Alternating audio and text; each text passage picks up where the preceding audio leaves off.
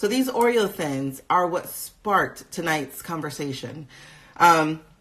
Because I went to eat my Oreos and I heard myself say, hey, y'all, you know you should not be eating these Oreos, right? And I said, wait a second, hold on. The only person who is going to reap the consequences of me enjoying these Oreos is going to be myself. And so don't should on me. And so I thought about that and I was like, yo, I'm talking about that tonight. So have you been shoulded on? Girl, yes, they are the devil. They're not the bomb. They're the devil. But have you been shoulded on? So has somebody told you how it is that you should live your life? Now, you may not be me. So let me tell you some of the things that I got shoulded on. Okay. So I was told that I should go to school, go to college.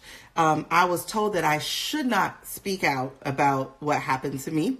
I was told that I should be more private on social media. Now, mind you, I ain't even that public.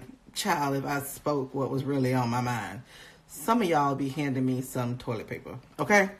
Was that true? I don't know, but it sounded cool. All right, so let's see. I should get married. I should give a guy who doesn't fit my standards a chance.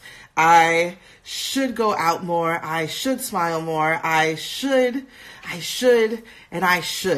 So have you experienced a life where you have been shitted on? Because I have been shitted on so much that I need to shed the should. And that is what we're talking about. Like, it's time to shed the should, y'all. And let me tell you from experience, it should not take you until you're in the back of an ambulance, headed to the hospital, and you don't know what's going on with you, but the people buzzing around your head are moving in such a way that now you are planning out where your children should go should you not make it, or you're planning out should you call your parents at 12 o'clock at night just in case you don't make it, or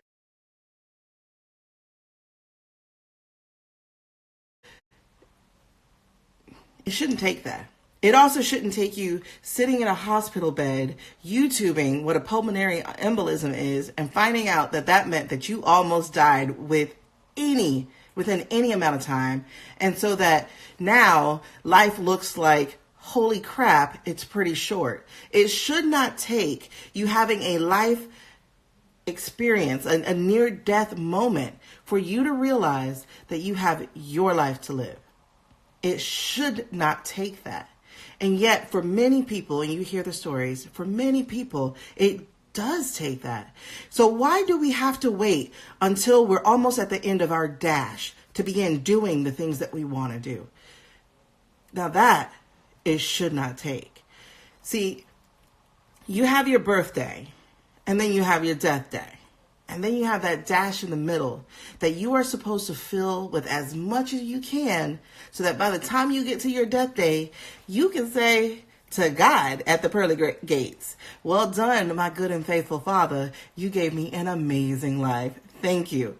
You should not be feeling like, wait, I need more time. I got things to do. I have regrets. That's not how life is to be lived.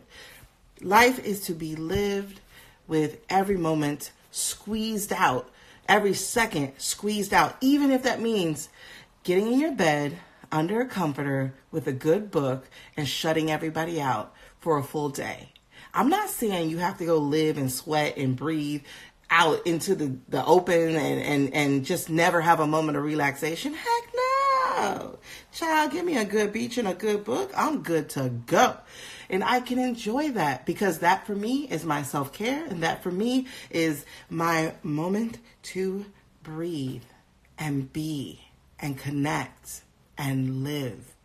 So your dash doesn't have to be filled with you dashing over here and dashing over here and jumping on a plane and jumping on jet skis. You don't have to do all that. But to fill that dash in such a way that you have no regrets, you got to do what I have a hard time doing. And that is literally dreaming. And I thought about it earlier and I was like, why is it that I have a really hard time going, this is what I want for my life? And maybe some of y'all can identify with this. But I realized that the reason why I was struggling with planning 5 years from now, 10 years from now, 20 years from now, what I want my life to look like, is because I had that 2 steps forward and 2 step back mentality, you know, and that's that lack mentality, the abundance of lack, where it's that scarcity. Like, I'm afraid that if I reach for this, something's going to come and take it away. Do you ever hear yourself saying something like that? Like, let's say you get $500 out of the blue. Your right hand start itching. Yes, I'm going to get $500. You get that $500. Next thing you know, you got a bill for $4.99. And instead of saying thank you for that money arriving on time to take care of a bill that was coming anyway, you then say, how come every time I take a step forward, I got to take a step back? Do you hear yourself saying that? Do you ever say that? Then if you do, you might have a hard time dreaming, like I have had a hard time dreaming. And so what I'm going to suggest to you, because this ain't nothing you should do, but what I would suggest to you is I want you to dream out loud on paper. I want you to write down your wildest dreams, your biggest fantasies, and then I want you to go bigger, because what would life look like at the end of your dash? That's what I want you to write out. What does that life look like at the end of your dash? And if you do write it out, I want you to take a snapshot of it, and I want you to either put it in your stories or put it on your feed, and I want you to tag me. Yes, Shaniqua CTV. Say, hey, I want you to tag me, because I want to know that you have created a dream that you're going to go for.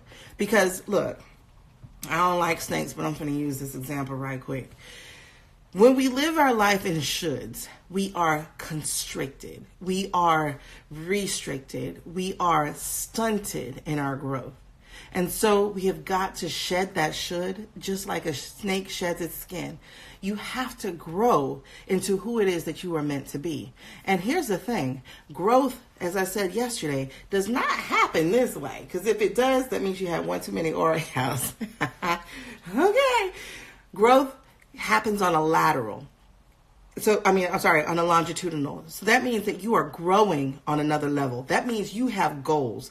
And when you write down those dreams, that's what you're actually doing, is that you're setting down some goals. Like, for instance, one of the goals I have is I want to hand Uncle Sam one full check that says, thank you for the opportunity to get my education. Here you go. Now leave me alone. Okay. I don't know if y'all got student loans, but good Jesus, I do. Thank you. Thank you. Thank you for the opportunity to get an education. Thank you for the opportunity to take care of my children. Now go. I'm good. We great. I don't need you no more. All right. So that's the one dream that I actually have had for a very, very long time, just because I don't like the debt of that kind of thing. But what else do you dream? Because these dreams, when you write them down, you turn them into goals. And if you even go further, if you write down some steps that you can take to acquire those dreams, then they then become action steps. They then become a plan. And they stop being a dream, but being something that you can obtain while you are fully awake. And that would fill your dash. And that will have you standing at the end of it going, dang, that was good. Thanks for the ride.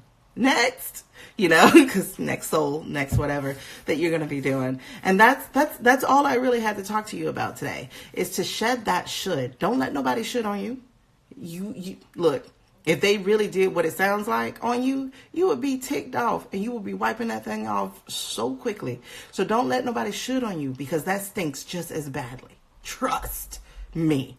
I am about to turn 40 in 3 months, and my life has been shooted on for 39 years. Trust me when I say it stinks. Trust me when I say that it keeps you stunted. Trust me when I say it's time to shed the should, baby.